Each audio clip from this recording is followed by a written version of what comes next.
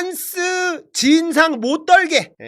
한국경제에서는 속옷 저항 못하게 라고 했지만 저는 빤스 개 진상 못 떨게 윤석열 체포법 발의한 민영배. 제가 말씀드렸잖아요. 이게 법에 좀 한계가 좀 있긴 있더라. 그러니까 빨리 민주당은 법을 만들어야 된다. 어제 얘기했는데 오늘 나와버렸어. 우와, 빨라서 좋아. 교도관이 체포영장 집행을 거부하는 수감자를 강제로 끌어낼 수 있도록 하는 내용의 윤석열 체포법이 어제 발의가 됐습니다. 민영배 의원이 발의를 했는데 이 교도관이 강제력을 행사할 수 있도록 하는 내용의 법안을 낸 거예요. 현행법은 어떻게 돼 있냐? 구치소 교도관이 물리력을 행사할 수 있는 경우는 수감자 도주, 자해, 시설 손괴, 타인 위해 등으로 제한돼 있어요. 그래서 함부로 하지 못하는 부분이 있는 것 아니냐. 그리고 체포를 하려다가 조금이라도 다치면 그거 가지고 또 법적으로 걸고 막 발광할 게 뻔하니까 사려져. 물론 서울구치소가 문제가 심각합니다. 그러면 정성호 법무부 장관은 빨리 서울구치소장을 딴 데로 보내든지 자르든지 뭔가를 해야 되는데 이 양반이 안 해. 정성호 법무부 장관이 지금 안 합니다. 그리고 뭐라고 얘기했냐면 민망한 상황이 뭐 이렇게 얘기를 해요. 아니 법을 개무시하고 내란수계가 저 진상을 떨고 있는데 빤스 입은 상황을 민망한 상황 같은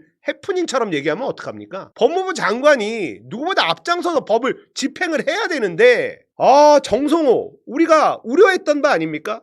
저 양반이 개혁에 어울리나? 온건파 말이 좋아 온건파지. 법무부 장관이 되고 나서도 야당과의 협치 이런 얘기를 했었던 사람이란 말이에요. 검찰 개혁 속도 조절 이런 얘기를 했었던 사람이란 말입니다. 자, 여기서 제가 이런 얘기를 좀 한번 해보고 싶어요. 이재명 대통령이 임명한 정성호 법무부 장관이에요. 자, 그러면 지금 정성호 장관이 하는 스탠스가 이재명 대통령의 스탠스입니까? 우리는 그렇게 생각하지 않잖아요. 저 사람 잘못 임명한 거 아니냐 이런 생각을 하잖아요. 그런데 문재인 전 대통령한테는 이낙연과 그 주변에 둘러싸고 있는 그 이낙연계 수박들 문재인이 임명했으니까 그 사람의 말과 행동은 곧 문재인의 뜻과 같다라고 공격하는 거 아닙니까? 그래서 저는 문재인을 악마화하고 있는 인간들은요 시간이 지나면 이재명도 똑같은 논리로 공격할 거라고 생각합니다. 여러 사람들하고 같이 해야 되기 때문에 이런 인간도 있고 저런 인간도 있어요. 물론 결과적으로 임명을 잘못하면 대통령의 책임이 되는 건 맞지만 지금 정성호 법무부 장관의 저 뜨뜻미지근한 저 태도가 사실은 이재명 대통령의 속뜻이다 이렇게 얘기하면 뭐라고 그러겠습니까? 그건 아니잖아요. 지금 정성호 법무부 장관이 너무 미지근합니다. 서울구치소장을 왜 그 자리에 그대로 두고 있습니까? 일단 걔부터 치워놔야지. 다른 데로 보내든지 뭐 하든지 해야 되는데 안 하고 있잖아요. 그리고 윤석열은 법을 걔 무시하고 있잖아요. 근데 법무부 장관이 아무것도 안 해? 불만이 있을 수밖에 없다. 자, 민영배 의원은요 SNS에 체포 좀 합시다 제발. 윤석열 체포가 또 불발됐다. 피의자가 완강히 거부해 부상 우려가 있었다고 한다. 아무리 파면된 전직 대통령이라지만 이런 행태까지 보이다니 참담하다. 피의자 윤석열의 영장집행 거부 사태는 개인의 일탈이 아니다. 법 질서와 사법정의에 대한 정면 도전이다. 이 말이 맞지. 정성호 법무부 장관은 민망한 상황? 뭐가 민망해? 이거는 국가 기강의 영역이란 말이에요. 법무부 장관이 그런 말을 하는 게 맞나? 내란 수계는 법 집행을 따르라. 현장 가서 지휘해버려. 팔뚝만 굵으면 뭐 하겠냐고. 이재명 대통령이 누구한테 당했어? 검찰한테 당한 거 아닙니까? 그런데 이재명 대통령이랑 가장 가깝다는 정성호라는 사람이 법무부 장관까지 임명을 시켜놨는데 왜 이렇게 미지근하게 하냐? 속 터진다. 그런데 김계리 변호사가요. 구치소가 윤석열을 잡범 다루듯이 한다. CCTV 공개하고 바디캠도 공개하라. 얘는 윤석열 매기는 게 얘 인생의 낙인가 봐. 땡큐.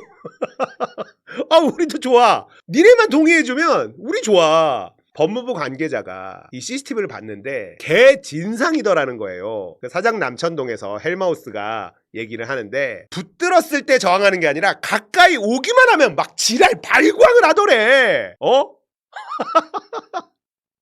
가까이 다가가기만 하면 그냥 이 지랄을 떨더라는 거야. 공개 좀 합시다. 야, 김계리 변호사 누구 편이야? 진짜. 자, 이런 상황입니다. 자, 민영배 의원이 어쨌든 윤석열 체포법 이제 교도관들이 강제적인 물리적인 힘을 동원할 수 있도록 그걸 범위를 좀 더 넓혀주는 그런 법을 발의했기 때문에 빨리 통과시켜서 끌어내야지. 사실은 근데 지금도 충분히 할 수 있어요. 민영배, 조국 사면은 내란 종식의 상징이다. 맞는 말이라고 생각합니다. 기획수사의 피해자 아니냐. 사면은 내란 종식의 상징성이 있다. 자, 사면 얘기도 사실 좀 다루고 싶었는데 하도 시끄러울 것 같아가지고 일단 뺐습니다. 일단 최강욱, 조국 사면되고, 조희연 교육감 사면되고, 또 윤미향 의원도 사면이 되는 것 같더라고요. 근데 이제 국민의힘에서 쓱 넣어준 사람도 사면 대상에 들어가는 것 같습니다. 근데 걔네들은 진짜 범죄자들이거든요. 뇌물의 횡령에 막 수십억 막 이런 애들인데 걔네들 풀어준다. 어쩔 수 없죠. 근데 송영길 전 대표는 지금 재판 중이라서 사면 대상이 아니라서 빠진 것 같고요. 주변에 그런 얘기도 있었대요. 송영길 대표한테 그냥 항고하지 말고 유죄 판결 받고 사면 받자. 그런데 송영길은 난 그럴 수 없다. 난 죄가 없다. 계속 재판을 받고 있는 중이라 사면 대상은 아니고. 이화영 부지사가 빠진 게 저는 너무 아픕니다. 아, 그분이 무슨 죄가 있어요. 근데 본인 재판하고 연결돼 있는 사람이다. 그래서 안 한 것 같습니다. 저는 이런 거 마음에 들지 않아요. 해도 되는데. 진짜 해도 되거든요. 윤석열이었으면 했을걸?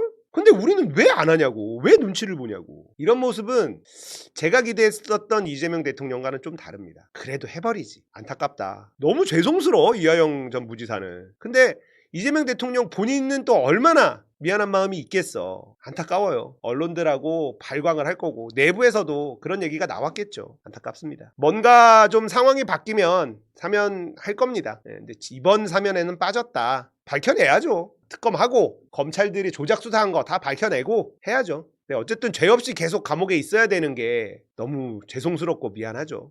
검찰 정상화 특위의 민영배 속도 조절론 없다. 26일에 최종안 나온다. 와, 멋있어. 민영배 의원이 그때 당시에 탈당도 하고 진짜 당을 위해서 엄청 희생하셨던 분이고 이분 겉과 속이 다른 분 아니라고 저는 생각하거든요. 이번에 이 검찰 정상화 특위에 김용민 의원이 빠졌단 말이에요. 그래서 또 정청래를 공격하는 애들은 김용민이 박찬대 지지해서 뺀 거 아니냐, 검찰개혁 제대로 하려는 거 맞냐, 뭐 이런 식으로 공격을 하는데 민영배 의원을 저는 굉장히 신뢰합니다. 이제 속도 조절은 없다는 이 말이 좀 너무너무 고마웠고 이재명 대통령께서도 말씀하셨고 정청래 당대표도 말씀하셨고 저희도 특위가 출범에 말씀드렸듯이 우리 일정에 정부든 어디든 다른 의견은 없다. 앞으로 실무협의 한두 차례 할 거고 계획으로는 오는 26일 최종안을 확정하는 회의를 하려고 한다. 자, 이렇게 되면 어떤 일이 벌어지냐. 추석 전에 검찰개혁 일단 법적인 부분은 출발하는 거죠. 결국은 검찰을 완전히 기소청으로 바꾸고 뭐 중수청도 생기고 뭐 이렇게 되려면 물리적인 시간이 필요하단 말이에요. 사무실도 구하고 옮기고 뭐하고 이런 게 필요해서 완벽한 검찰개혁이 되려면 시간 좀 걸리겠지만 일단 민주당이 검찰개혁 확실히 출발한다. 이거는 추석 전에 나올 것 같습니다. 민영배 의원은요, 검찰개혁에 대해서 단 한 번도 흔들린 적이 없는 분이에요. 민영배 의원 열심히 해주십시오.